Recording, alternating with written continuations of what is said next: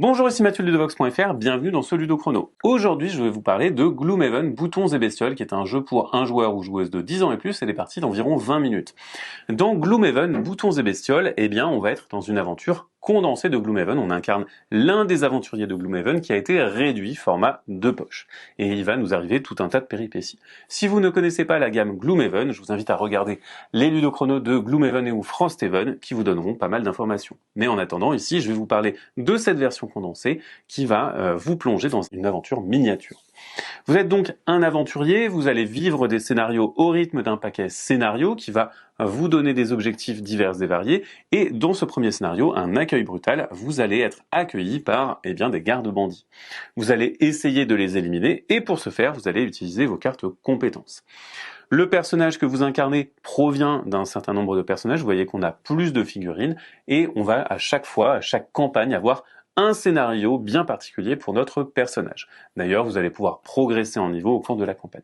Ici, il s'agira donc d'éliminer les deux bandits qui sont représentés par le cube vert et par le cube bleu. Et comment est-ce qu'on va faire ? Eh bien, on va jouer en manche, en round, et à chaque manche, le joueur va sélectionner deux cartes, l'une qui va être sa carte d'initiative et l'autre qui sera également jouée.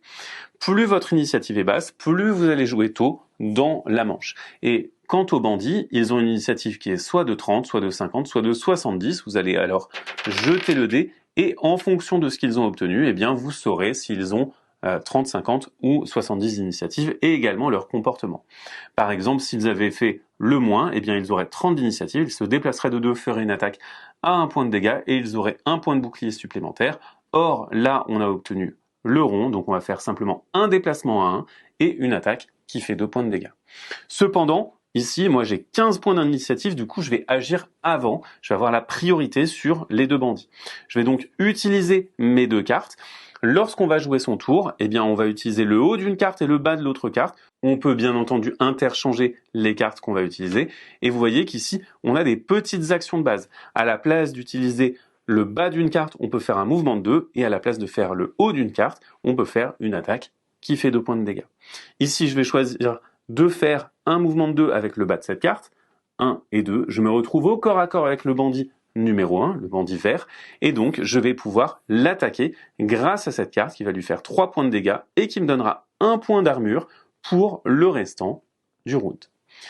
Quand je fais une attaque, eh bien je vais lui faire 3 points de dégâts et je vais également avoir un lancer de dés qui va venir modifier. On peut avoir des résultats neutres, des résultats négatifs ou des résultats positifs. Admettons que j'ai fait un résultat positif, 3 plus 1 comme indiqué ici, ça fait 4. Je lui fais donc 4 points de dégâts et lui il a 1 point d'armure. Je vais donc lui faire un total de 3 points de dégâts que je viens impacter ici. Si jamais sa santé descend en dessous de 1, bien entendu, eh bien il va être retiré du plateau. Une fois qu'on a appliqué un modifieur, on vient descendre sur la case suivante. On va alors passer aux bandits. Vous voyez que les bandits ici, ils vont se déplacer de 1 et attaquer à 2. On commence par le bandit numéro 1 qui est déjà au corps à corps avec moi, donc on va tout simplement le faire attaquer directement. On va modifier son résultat. Ici, il fait 2 plus 1, ça fait 3. De mon côté, j'ai un point d'armure, je vais donc subir 2 points de dégâts. Ensuite, on va venir, comme d'habitude, changer le modifieur de place. Notez que sur les modifieurs, on va avoir à chaque fois un échec critique qui fait complètement rater et un x2 qui vient doubler les dégâts entièrement. Le deuxième bandit, le numéro 2, eh bien, il va simplement se déplacer d'une case pour se rapprocher de moi et il va essayer de faire ça. S'il ne peut pas m'attaquer, il arrête son tour là. Désormais, on a terminé le tour. Les cartes que j'ai utilisées qui étaient sur leur face A, on va les placer sur leur face B. Les cartes qui étaient face B et que j'ai utilisées, on va les défausser à la place. Et ainsi, ces nouvelles cartes, eh bien, je vais pouvoir les utiliser. Elles ont des fonctionnalités différentes. Par exemple, ici, je vais pouvoir faire une attaque en ligne. Ici, on a une attaque qui frappe très fort, mais par contre, qui sera perdue, qui sera défaussée pour le restant du scénario. Donc, on va avoir, différentes configurations de cartes. On va passer à la manche suivante. Et alors, je vais sélectionner deux cartes, on va relancer le dé, et ainsi de suite. On va donc, petit à petit, jouer ces cartes face B, et lorsqu'on les joue, elles sont placées dans notre défausse, elles ne sont pas retournées sur la face A. Et au bout d'un moment, on n'a plus assez de cartes, et alors on voudra potentiellement se reposer. À la fin d'un tour, vous pouvez décider de faire un repos court. Lorsque vous faites un repos court, vous récupérez toutes vos cartes défaussées, vous les mélangez, vous en perdez une au hasard qui est perdue pour le restant de la partie, et alors, vont récupérer toutes vos autres cartes sur leur face A. Vous allez pouvoir les réutiliser. Par contre, au début de votre tour, vous pouvez décider d'un repos long et dans ce cas-là, eh bien, vous allez avoir une initiative de 99, vous ne faites rien du tout et par contre, vous allez choisir la carte que vous allez perdre et vous regagnez également 2 points de vie. Le défaut d'un repos long, c'est que c'est votre tour entier et que donc les ennemis vont se déplacer et pourront vous attaquer alors que vous êtes en train de roupiller. Une fois que vous avez terminé le scénario, vous allez pouvoir passer au scénario suivant. On va avoir des scénarios avec également plus de monstres, mais surtout on va pouvoir débloquer de la progression, notamment avec des objets.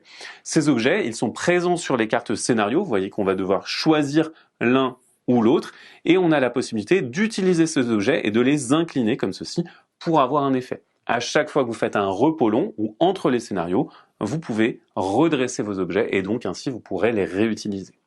On a également la possibilité de faire progresser notre personnage en récupérant des cartes différentes, des cartes qui vont être de niveau 2 et ainsi ces cartes elles sont plus fortes et elles ont des fonctionnalités qui sont plus intéressantes. On peut également faire progresser notre personnage en niveau et ici vous voyez que le paquet de modifieurs va être changé. On va avoir une répartition des modificateurs qui est différente et des effets. Par exemple ici, on a de quoi percer les armures ou alors se renforcer, c'est-à-dire avoir avantage et lancer 2 fois le dé, choisir le meilleur résultat.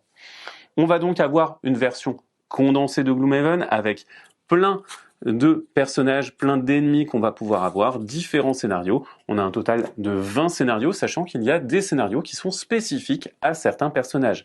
Et les scénarios qui sont spécifiques à certains personnages, lorsque vous allez faire la campagne, si vous n'êtes pas ce personnage, vous allez simplement sauter le scénario et passer au scénario suivant. On a également dans cette boîte des scénarios promotionnels. Voilà pour le principe de Gloomhaven, Boutons et Bestioles, qui est donc un jeu dans lequel vous allez vivre une grande aventure, mais miniature. Maintenant, à vous de jouer, à bientôt sur ledovox.fr.